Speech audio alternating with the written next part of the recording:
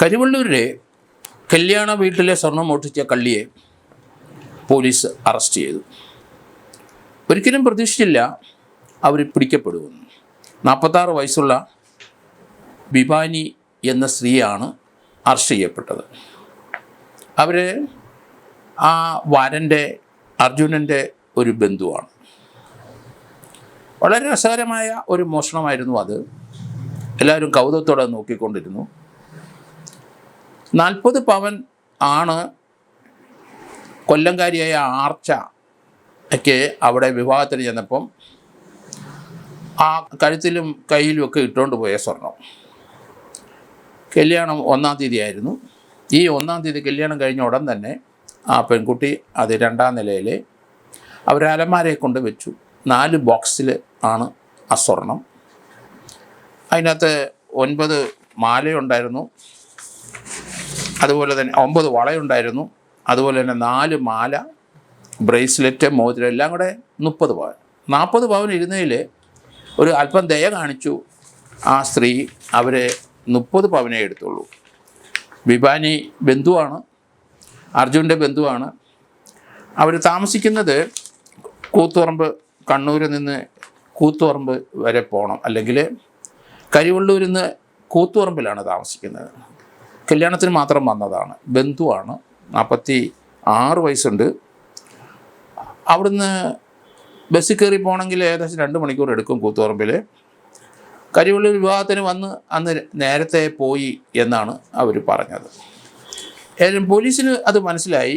കാരണം 40 പവൻ ഉള്ളിടത്ത് 30 പവനേ കൊണ്ടുപോയുള്ളൂ.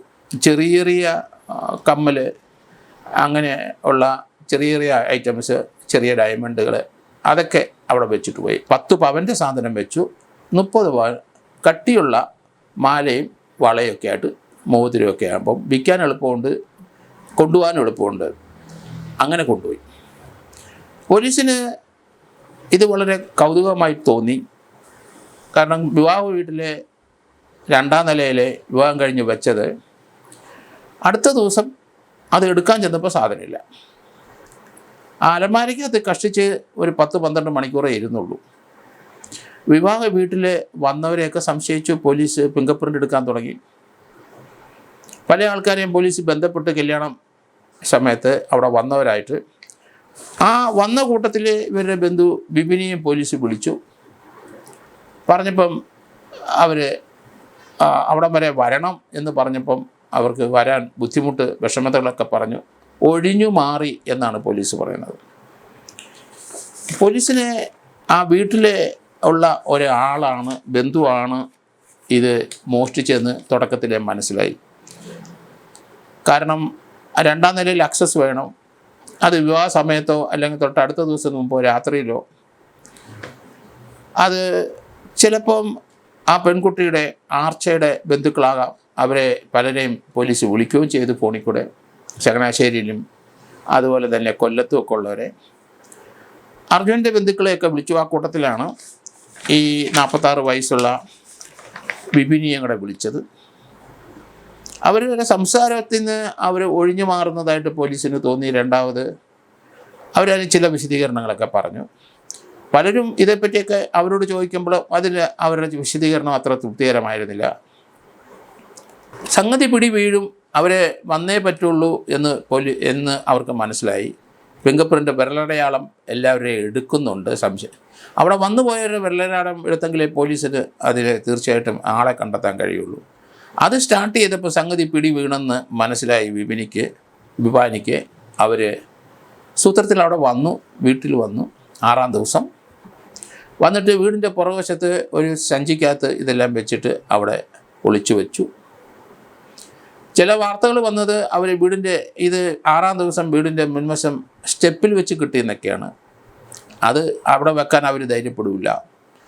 അവർ വന്ന ശേഷം അവിടെ ആണിത് കാണപ്പെട്ടതെന്ന് പറഞ്ഞാൽ അവരിലേക്കൊക്കെ അന്വേഷണം വരും. അതുകൊണ്ട് അല്പസ്വല്പം ബുദ്ധിയുള്ളവരായതുകൊണ്ട് അവർ ആ വീടിൻ്റെ പിൻവശത്ത് നഷ്ടപ്പെടാതിരിക്കത്തക്ക രീതിയിൽ ഒളിച്ചു വെച്ചു. അത് തന്നെ ബന്ധുവായതുകൊണ്ട് 10 പവൻ എടുത്തോട്ടെ എന്ന് മനസ്സിലുണ്ടല്ലോ. ഒരിക്കലും പിടി വീഴുമെന്ന് വിചാരിച്ചില്ല. പോലീസിന് കൃത്യമായി ആ 2-ാം നിലയിലെ അലമാരിക്കകത്ത് വെച്ച 4 ബോക്സിനകത്ത് നിന്ന് ഫിംഗർ പ്രിൻ്റ് കിട്ടിയിട്ടുണ്ട്. വിഭാനിയുടെയും ഫിംഗർ പ്രിൻ്റ് ഉറപ്പായിട്ടും കിട്ടിയിട്ടുണ്ട്. പിടി വീഴുമെന്ന് അവർക്ക് മനസ്സിലായതുകൊണ്ടാണ് അത് വെച്ചിട്ട് പോകാൻ കാരണം. ഇവർ അവിടെ നിന്ന് അവർ താമസിക്കുന്ന തളിപ്പറമ്പിൽ പോയപ്പം പോലീസ് ചോദിച്ചു, നിങ്ങൾ എപ്പം പോയി വിവാഹത്തിന് ശേഷം? ഞാൻ വൈകിട്ട് തന്നെ, അന്നേരം തന്നെ പോയി, വിവാഹം കഴിഞ്ഞ ഉടനെ വൈകിട്ടത്തോടുകൂടി പോയി എന്നാണ് ഇവർ മറുപടി പറഞ്ഞത്. പക്ഷേ മറ്റ് പോലീസിന് ഇവരെ സംശയം തോന്നിക്കഴിഞ്ഞപ്പം അവരെപ്പം പോയി എന്നുള്ള ബന്ധുക്കൾ ചോദിച്ചാൽ രാത്രി 9-ന് ശേഷമേ പോയെന്ന്. ഈ സാധനം എടുക്കാൻ സമയമാണ്, ആളൊന്നും ഒതുങ്ങണ്ടേ. അങ്ങനെയാണ് അവർ 9-ന് ശേഷമാണ് പോയത്. ബസ്സിന് പോയിട്ടുണ്ടെങ്കിൽ അവർ വീട്ടിൽ ചെല്ലുമ്പം 2 മണിക്കൂർ അവിടുന്ന് സമയം എടുക്കും ബസ്സിന് പോകുമ്പം. അപ്പം കരിവള്ളൂരിൽ നിന്ന് വീട്ടിൽ ചെല്ലുമ്പം എങ്ങനെയായാലും 11-11:30 അപ്പോൾ ഇവർ നേരത്തെ പോയി എന്ന് പറയുന്നതിൽ അർത്ഥമില്ലെന്ന് പോലീസിന് മനസ്സിലായി. ഈ കേസ് അന്വേഷിക്കുന്ന സബ് ഇൻസ്പെക്ടർമാർ മനോജ് കുമാർ, യദു കൃഷ്ണനും കൃത്യമായി ആ കള്ളൻ ഒരു വീട്ടിനകത്ത് തന്നെ ഉള്ളതാണ് എന്ന് അവർക്കറിയായിരുന്നു. കള്ളനാകും എന്നാണ് വിചാരിച്ചത്, കള്ളിയാകുമെന്ന് പോലീസ് കരുതിയെന്ന് ഞാൻ വിചാരിച്ചില്ല. പക്ഷേ കൃത്യമായി ആ സ്ത്രീയുടെ ആ ഉദ്ദേശം അവർ നടപ്പാക്കി. അത് പ്ലാൻഡാണ്. അതുകൊണ്ട് അവരവിടെ കല്യാണം കഴിഞ്ഞിട്ട് സൗകര്യം പോലെ അവിടെ തട്ടിമുട്ടി നിന്നു. ചിലപ്പം അത് എടുക്കാൻ രാത്രി അവർക്ക് സാധിച്ചില്ലെങ്കിൽ അടുത്ത ദിവസം കൂടെ ദീർഘിച്ചു പോയേനെ. അവർക്കറിയാം രാത്രി മണിയറയിൽ ആൺകുട്ടിയും പെൺകുട്ടിയും കയറും, പിന്നെ അങ്ങോട്ട് കയറാനൊക്കില്ല. അതിന് മുമ്പ് ആൾക്കാരുമൊക്കെ ആയിട്ട് സംസാരിക്കുന്ന കാലൊക്കെ ഒന്ന് ഒതുങ്ങിക്കഴിഞ്ഞപ്പോൾ ഇവർ കയറി സാധനം എടുത്തുകൊണ്ട് പോയി. ഏതായാലും യദുകൃഷ്ണൻ്റെയും എസ് ഐ മനോജിൻ്റെയും അവരുടെ റീഡിങ് കറക്റ്റാണ്. സ്വർണം കൊണ്ടുപോയത് കള്ളൻ അല്ലെങ്കിൽ കള്ളി വീട്ടിൽ തന്നെ ഉണ്ടെന്ന് അവർക്ക് നിശ്ചയിച്ചു. എന്തായാലും ഇത് വളരെ രസകരമായി തോന്നാൻ കാരണം അത് രണ്ടാമത് അവിടെ കൊണ്ട് തിരിച്ചു വെച്ചു, അവരുടെ വീട്ടിലെ കോമ്പൗണ്ടിൽ തന്നെ വെച്ചു എന്നുള്ളതാണ്. ഒരിക്കലും ഒരു ഇത്തരം പ്രായമുള്ള ഒരു സ്ത്രീ ആയിരിക്കും ഈ കള്ളി എന്ന് നമ്മൾ വിചാരിച്ചില്ല. ഒരു പുരുഷനോ ഒക്കെ ആയിരിക്കാം. എന്തായാലും അവിടെ കല്യാണത്തിന് പങ്കെടുത്ത വരൻ്റെ ആൾക്കാരും അതുപോലെ വധുവിൻ്റെ ആൾക്കാരും പലരെയും പോലീസ് ഫോണിൽ ബന്ധപ്പെട്ടുകൊണ്ടേയിരുന്നു. ഏതായാലും പോലീസിന് ഫിംഗർ പ്രിൻ്റ് കിട്ടിയത് കൊണ്ട് ആളെ കണ്ടെത്തുമെന്ന് ഉറപ്പായി. കാരണം കല്യാണത്തിന് പങ്കെടുത്ത മുഴുവൻ ആൾക്കാരുടെ ഫിംഗർ പ്രിൻ്റ് എടുക്കേണ്ടി വന്നേനെ. ഏതായാലും അതിനൊന്നും ഇട വന്നില്ല. ഇപ്പം ഇവരെ ചോദ്യം ചെയ്തപ്പം അവർ പറയുന്നത് ആ സ്വർണത്തോടുള്ള മോഹം കൊണ്ടാണ്. അത് വിറ്റ് കാശെടുക്കണമെന്നില്ല, അത് കാണാനൊരു സുഖമാണ്, അതുകൊണ്ട് അത് എടുത്തുകൊണ്ട് പോയി തൻ്റെ വീട്ടിൽ കൊണ്ട് വെച്ച് നിത്യം കണ്ടുകൊണ്ടിരിക്കാം. ഇവർക്ക് എത്ര പവനുണ്ടെന്നുള്ള ഒരു പ്രസക്തി ഉണ്ട് അതിനകത്ത്. പോലീസ് അതിപ്പം ചോദിച്ചിട്ടുണ്ടാവും. ഇവരെ കഴുത്തിൽ മാലയുണ്ടോ, കയ്യിൽ വളയുണ്ടോ, അതോ അത് ഗിൽട്ടാണോ, വീട്ടിൽ വേറെ സ്വർണ്ണമുണ്ടോ? പലർക്കും ഇങ്ങനെ സ്വർണം കണ്ടുകൊണ്ടിരിക്കുന്നത് വലിയ സുഖമാണ്. ചിലർക്ക് അങ്ങനെയല്ല, സ്വർണ്ണമല്ല, നോട്ട് കെട്ടുകൾ അട്ടിയടിക്ക് വീട്ടിൽ വെച്ചിട്ട് അത് അലമാരയോ അത് ആ വാർഡ്രോബോ ഇടയ്ക്കിടയ്ക്ക് തുറന്ന് നോക്കി ആ നോട്ടിൻ്റെ മണമൊക്കെ ഒന്ന് ആസ്വദിച്ച് തിരിച്ചു വെക്കുന്ന ധാരാളം ആൾക്കാർ പണമുള്ളവരുണ്ട്. ആരെങ്കിലും ചോദിച്ചാൽ ഒരു പൈസ കൊടുക്കില്ല, വീട്ടുകാർക്ക് പോലും പണം കൊടുക്കില്ല. അങ്ങനത്തെ ഒരാൾ അതേ രീതിയിലുള്ള ഒരു സൂക്കടാണ് ഈ സ്വർണത്തിലുള്ള മോഹം കൊണ്ട്. അത് വിറ്റ് ജീവിക്കാനല്ല, മോഹം കൊണ്ട്, അത് കാണാനുള്ള ആഗ്രഹം കൊണ്ടാണ് മോഷ്ടിച്ചതെന്നാണ് പോലീസിൻ്റെ അടുത്ത്. അങ്ങനെ മോഷണത്തിൽ നിന്ന് അവർ രക്ഷപ്പെടാനുള്ള മാർഗം അവരുടേതായ ബുദ്ധിയിൽ പറയുന്നതേ ഉള്ളൂ. കാരണം അന്യൻ്റെ വസ്തു മോഷ്ടിച്ചാൽ അത് തെഫ്റ്റ് തന്നെ, മോഷണം തന്നെ, അതിന് യാതൊരു സംശയമില്ല.